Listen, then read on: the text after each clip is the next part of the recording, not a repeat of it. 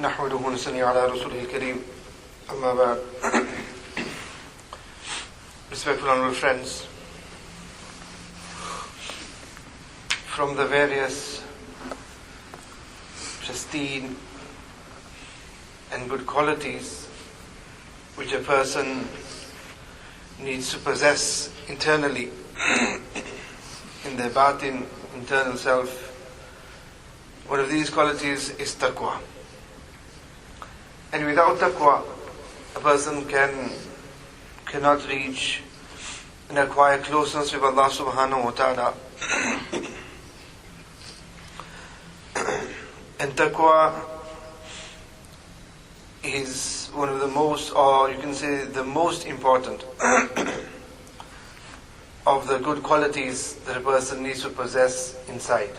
As we've been talking about the importance of tazkiyah, and that is the conforming of the zahir and the batin, that both the zahir, the apparent, and the batin, the internal, conforms with the shariat. So taqwa is one of the most important ones. For that reason you find that throughout the Quran, wherever Allah subhanahu wa ta'ala mentions to us any command of His, injunction of His, Allah subhanahu wa ta'ala completes that with the mention of taqwa. And the reason He does that is that whatever the command of Allah subhanahu wa ta'ala is, it will only be carried out by the one who has taqwa. If a person does not have taqwa, then the person won't carry out the commands of Allah subhanahu wa ta'ala the manner in which they should be. Where it may suit an individual, they may carry it out then. Where it becomes difficult, or where a person is in a crowd, they may act upon taqwa, or where in seclusion they may not act upon taqwa. So the one who has the quality of taqwa, that person will carry out each and every single command of Allah subhanahu wa ta'ala, whether it is easy or difficult. And that is why Allah subhanahu wa ta'ala over and over in the Quran stresses on the importance of taqwa. Now continuing from yesterday's majlis, the importance of sahbat of the mashayikh, the pious. Allah subhanahu wa ta'ala commands us in the Quran that Ya ayyuhalladhina amanu taqullah, though you who believe, acquire the taqwa of Allah subhanahu wa ta'ala. Taqwa, consciousness of Allah subhanahu wa ta'ala. Fear of Allah subhanahu wa ta'ala. Taqwa is that quality in an individual that will prevent a person from disobeying Allah subhanahu wa ta'ala. And taqwa, helps more in staying away from the disobedience of Allah than in carrying out the ibadat of Allah. As Allah subhanahu wa ta'ala in Quran Himself mentions, that فَأَلْهَمَهَا فُجُورَهَا وَتَقْوَاهَا, describing the nafs, وَنَفْسٍ وَمَا سَوَّاهَا فَأَلْهَمَهَا فُجُورَهَا وَتَقْوَاهَا, that this nafs that Allah subhanahu wa ta'ala has given each and every single one of us, فَأَلْهَمَهَا فُجُورَهَا وَتَقْوَاهَا, that this nafs has in it fujur, that this nafs is filled with the disobedience of Allah subhanahu wa ta'ala, and ideas and thoughts or inclinations of fujur, of evil enter into the heart. وَتَقْوَاهَا, and taqwa, meaning that the heart, the nafs, has two characteristics. One is of fujur, of evil, and the other is of piety, of taqwa. But Allah subhanahu wa ta'ala in this verse mentions fujur before He mentions taqwa. And He mentions fujur before taqwa to show us that if there isn't fujur, there can't be any taqwa. Taqwa will only come where there is the desire of fujur, then only will there be taqwa. Because if there is no desire of doing haram, there is no taqwa. Where there is the desire of doing haram, and a person stays away from that desire, that's when taqwa comes into an action. So there has to be fujur in the heart. Hence, if there's any salik or any person who feels that over and over, I have evil desires, I have desires of disobeying Allah subhanahu wa ta'ala, then though he should not be afraid or frightened due to those mere thoughts in the heart. Because if there isn't those thoughts, then he can't practice upon taqwa. And those thoughts will definitely come. As long as he's not carrying them out. If he's carrying those thoughts out, then that's a different matter. That he needs to make sure that he remedies himself, that he doesn't do so. But taqwa will only come when a person has such desires. And whenever a person is now confronted with the disobedience of Allah, it will be taqwa that will prevent a person from disobeying Allah subhanahu wa ta'ala. Otherwise what will happen is, if a person is in a gathering, and the desire of disobeying Allah occurs, he knows that those around me will see me.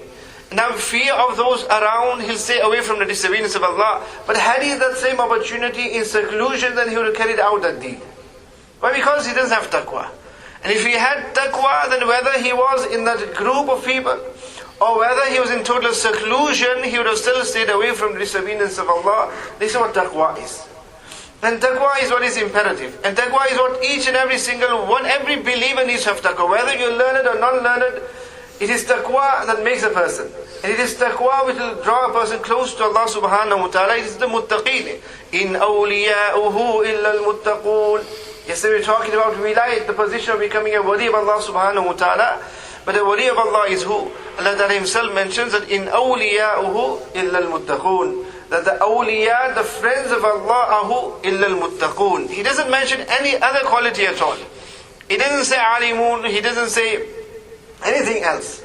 That those who go for Hajj every year, those who do so much charity, those who do so much nawafil. No, he mentions il-muttaqoon, that the muttaqeen, which means that a person, along with all the ibadat he does, all other good deeds he does, if he doesn't have taqwa, he'll never become a wali of Allah subhanahu wa ta'ala.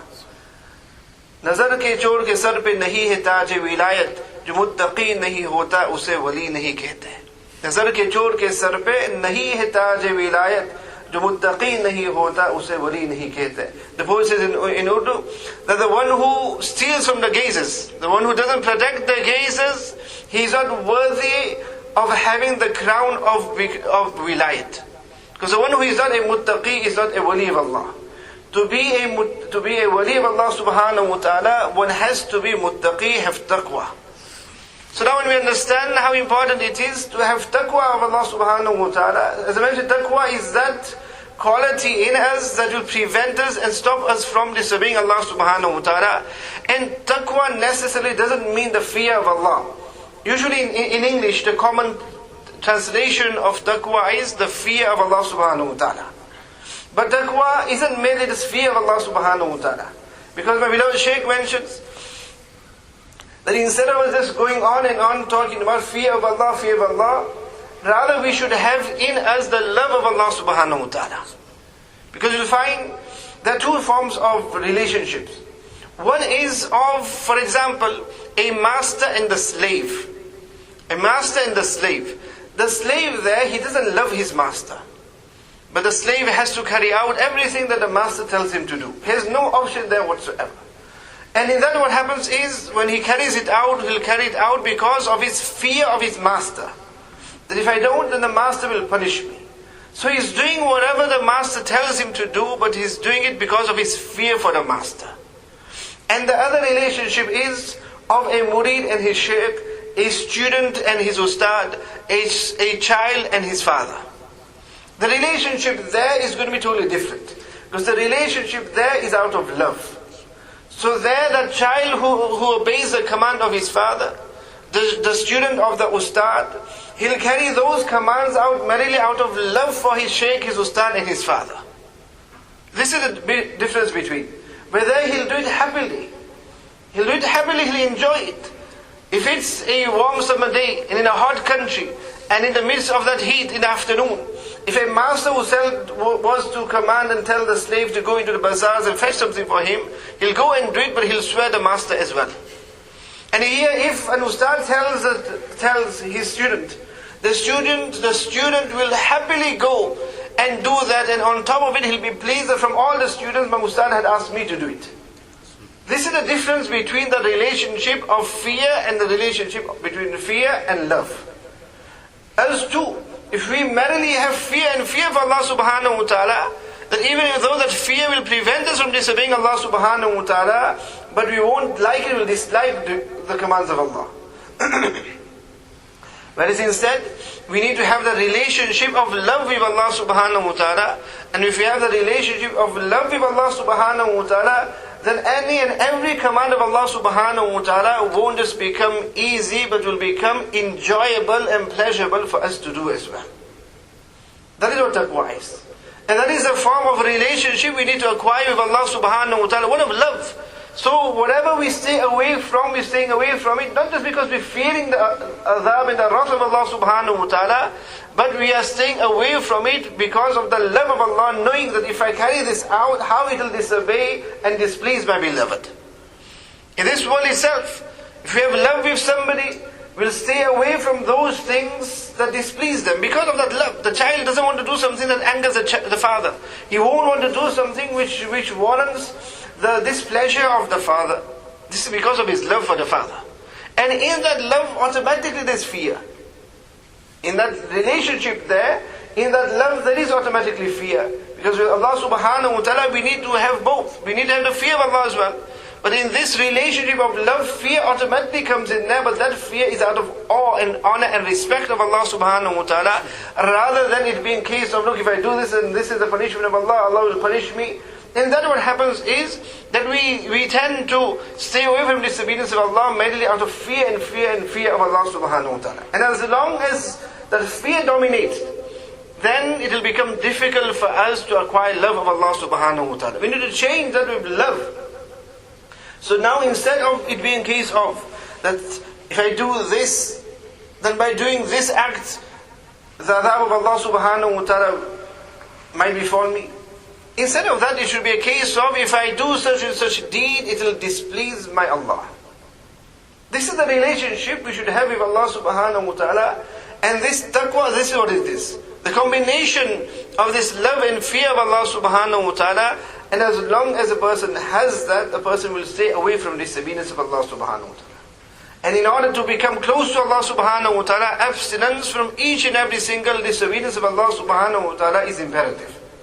As I mentioned to you previously. Otherwise, you'll find you'll go forward and you keep on disobeying Allah subhanahu wa ta'ala, you'll stop at that point and you won't be able to become close to Allah subhanahu wa ta'ala. The only way we can become close to Allah, and you'll find that the more taqwa a person has, that's how quicker they'll become close to Allah subhanahu wa ta'ala. And for that, it means that even though there is a lot of temptation and desire, that makes it even easier for a person. You'll find many times we have this complaint that we live in a country here, and those who come from Europe, countries are the same, where we're surrounded with the disobedience of Allah subhanahu wa ta'ala. And we're always complaining of the mahol, the environment around us, and how difficult the environment is, which is true, it is very difficult. But at the same time you find that if a person adopts taqwa in such an environment, he will become a wali of Allah subhanahu wa ta'ala in moments. In moments he'll become a wali of Allah subhanahu wa ta'ala, because upon him the temptations are more. The more the temptations, the more he subdues those temptations, the quicker he'll become a wali of Allah subhanahu wa ta'ala. Whereas if there isn't such temptations, remember you'll find that all the benefits of staying away from disobedience are only for those people who have the ability of committing the disobedience of Allah subhanahu wa ta'ala.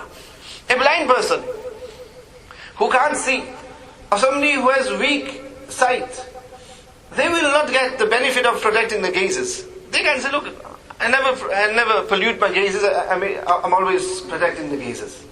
Even if he wants to look, he can't look. He can't look now. In the same way, a person who can't speak, he can't say, look, I protect my tongue all the time. Neither do I swear anybody, slander anybody, or backbite anybody. He can't speak, so what's the point? In the same way, you find that a deceased, a dead person, can't disobey Allah subhanahu wa ta'ala either. But there is nothing unique or something so great in the dead person not disobeying Allah subhanahu wa ta'ala. Because whether it is a Muslim or a non-Muslim, two dead bodies, Muslim or non-Muslim, both are the same, because both won't be able to disobey Allah subhanahu wa ta'ala.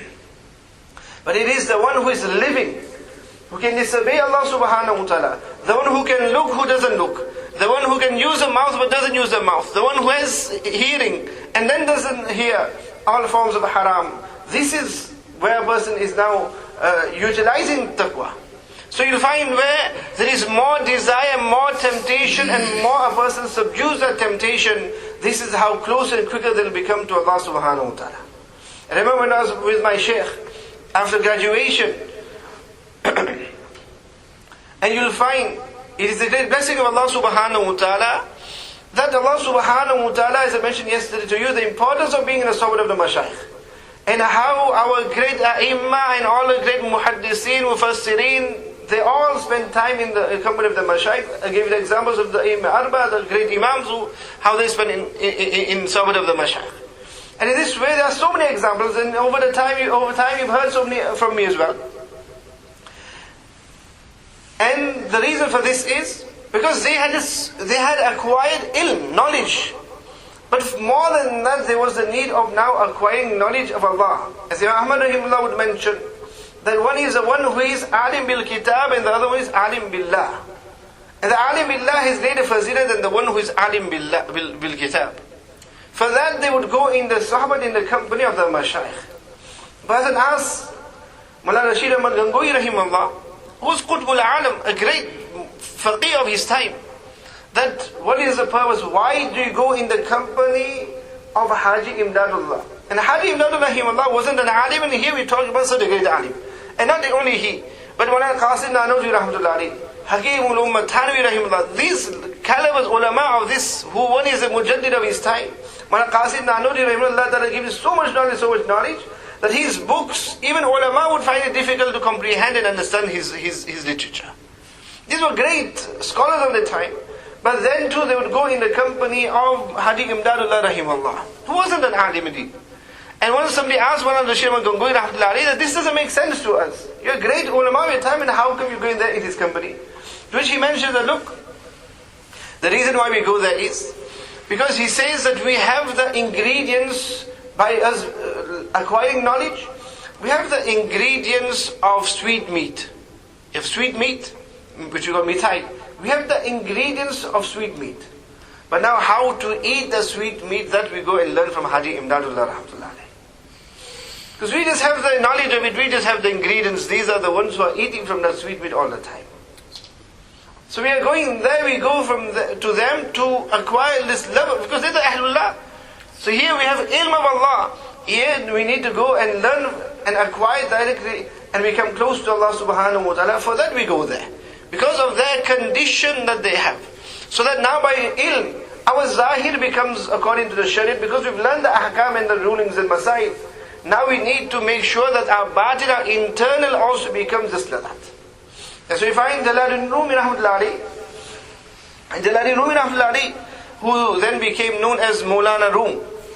Moulana Rum, where he himself mentions that when did Jalaluddin become known as Mullah Rum, the Moulana Rum? He says, Ta Gulami Shamsuddin Tabriz Nashud. That prior to that, I was just Moulana Rumi. I was just Jalaluddin Rumi. And this honor that I have now, it was from going in the Sahabat in the company of Shamsuddin Tabrizi rahimahullah. And on occasion, and this Jalaluddin Rumi rahmatullah alayhi, remember we today in our terms we just know him as a great Sufi. A great Sufi. And an indication to him is his Masnawi.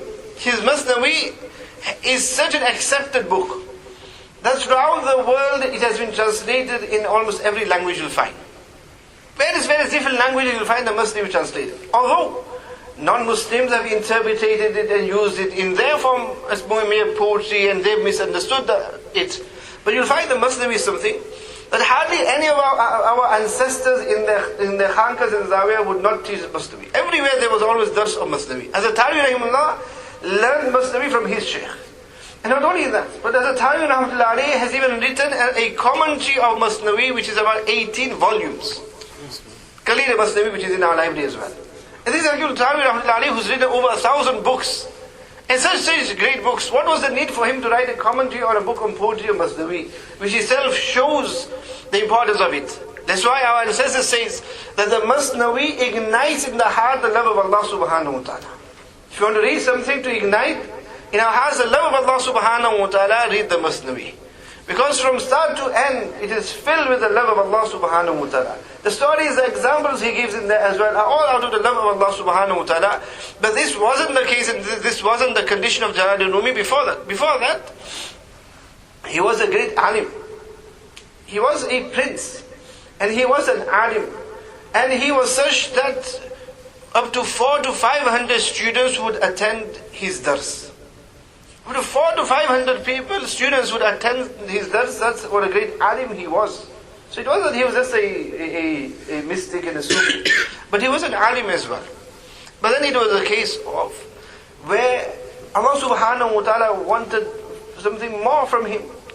And Shamsuddin Tabrizi rahimahullah, who was his Shaykh, he asked from Allah subhanahu wa ta'ala, Allah, give me such a disciple, someone who I can now open up and mention to him the secrets that are in my heart.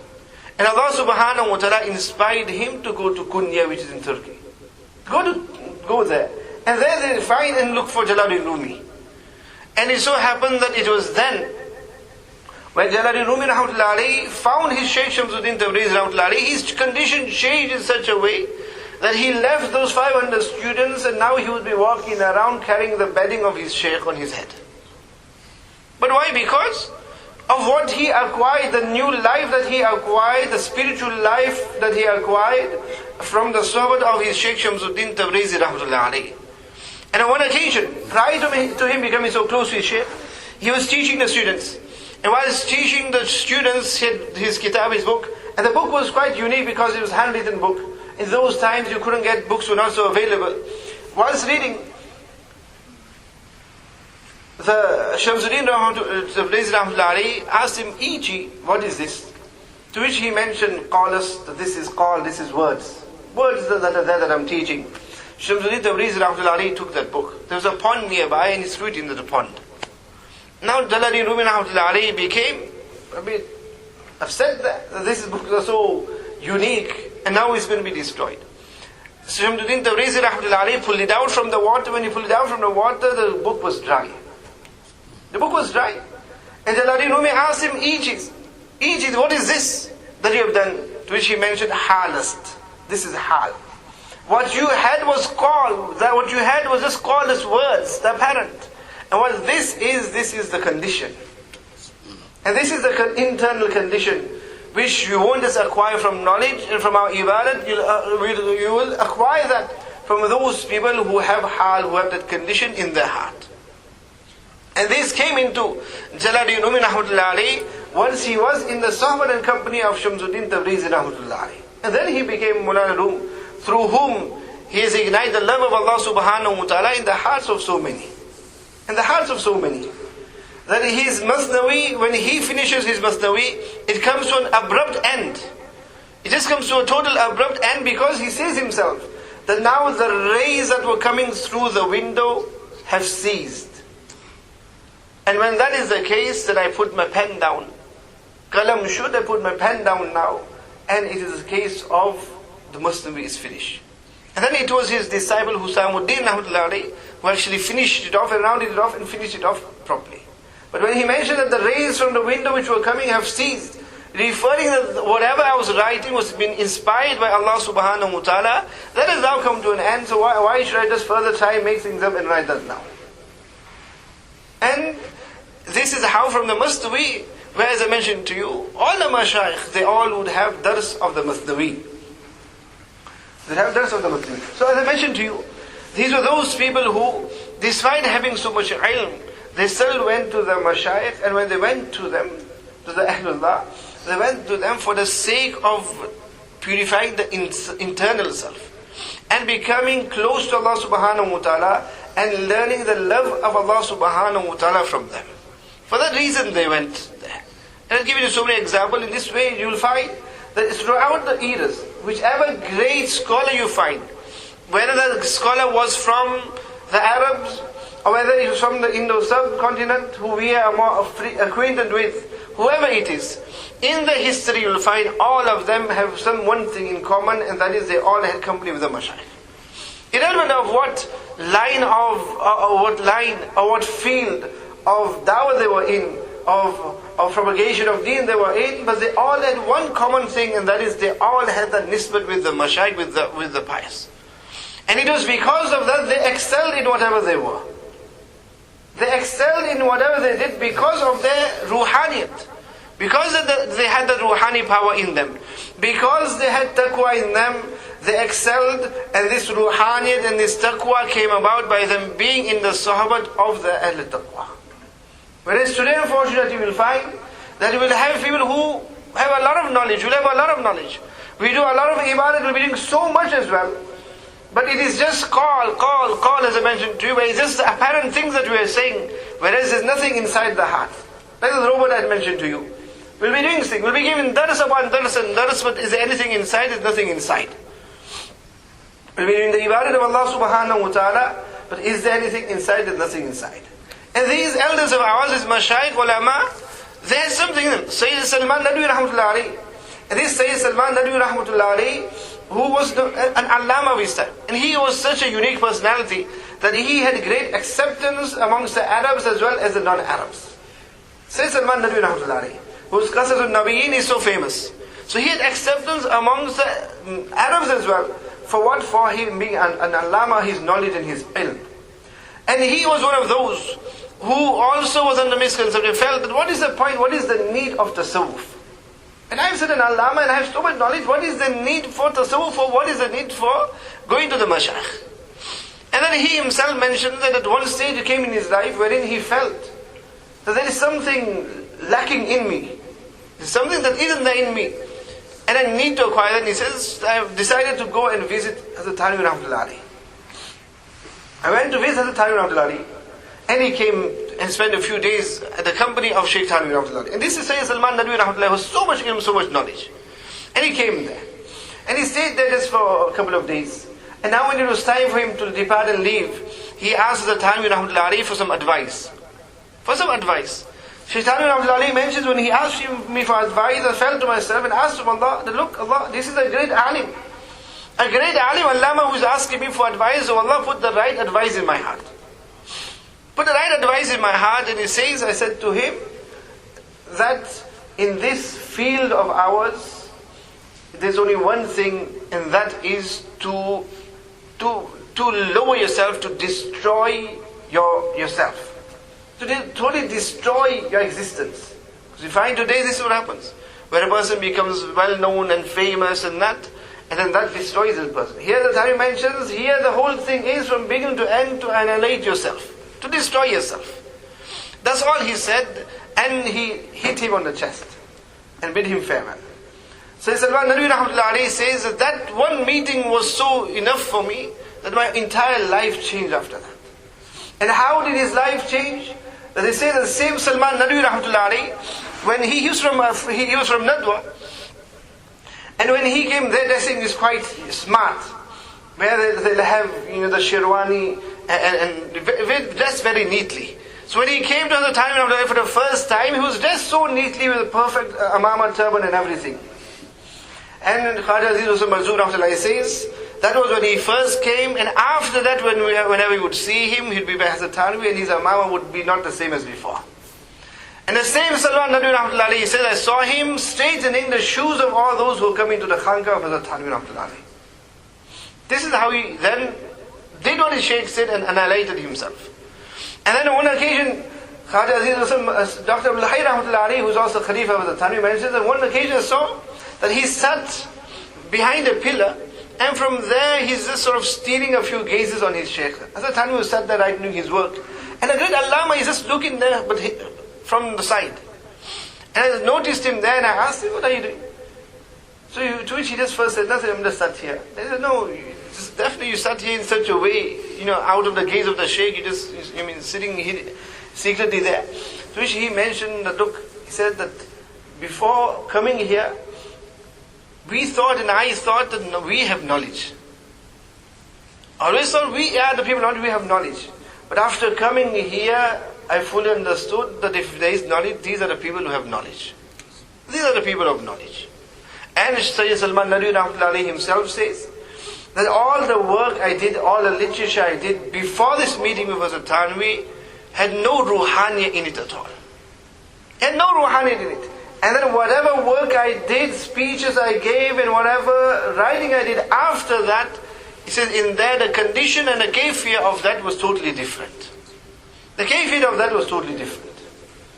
And on this, going back, as we don't have much time, going back to, as I mentioned to you, after graduating when I went to my Shaykh, going back to that, and that is why our Shaykh himself even mentions, and all of us had mentioned, it is the way a student spends so much time in knowledge and acquiring knowledge, at the same time immediately after that they should go and spend time in the suburb of the mashayikh. Spend time in the suburb of the mashayikh. And Shah, Muhammad Zafeerudeen Rahimahullah, Abdul Qadir Dehlevi Rahimahullah mentions, and he mentioned this, he mentioned that student of Deen, who after he graduates, before he goes onto the mimbar, if he goes and he carries the shoes of his Shaykh, meaning he goes in the suburb of the mashayikh, and his khidmat of the mashayikh, and then he goes to the mimbar that he mentions, and then see what state that mimbar will be. That mimbar will be his, talk will be his, the sajda will be his, and dua and munajat will be his. That his condition will be totally different. That alim who spent time in the suburb of the mashayikh, his speech and his actions, his deeds and everything will be totally different to one who hasn't spent in the suburb of the mashayikh. And even the non-alim who has, you'll find so many people who are not ulama, but have spent time in the company of the mashayikh, in the suburb of the ahlullah, and you'll find a big difference in their akhlaq, in their lives, in their taqwa, than one who hasn't. This is how important it is to be in the suburb of the mashayikh. And my Shaykh Darul Uloom gives an example of that alim who has spent time in the suburb of the mashayikh. He says, you have this rasgullah. Rasgullah, for those who don't know, rasgullah is a sweet meat. It's like a ball made out of flour. Have you had it? Yeah, that's it. So you know what rasgullah is? So you know that it has syrup with it. So one is where you eat the rasgullah with the syrup. And the other is you have no syrup, you just have the balls on its own, which are dry. So he says that alim who has been in the suburb of the mashayikh, his example is like the rasgullah, where you have the gulla, the ball, and you have the syrup with it. How enjoyable that is. He says it looks good as well and it is enjoyable to eat as well. And one who hasn't is just like those balls without any syrups there. Shah Pulpuri mentions that an alim who spends time in the suburb of the mashayikh, two noors are included in him. One is the noor of his ilm and the other is the noor of Allah subhanahu wa ta'ala. So, time is up.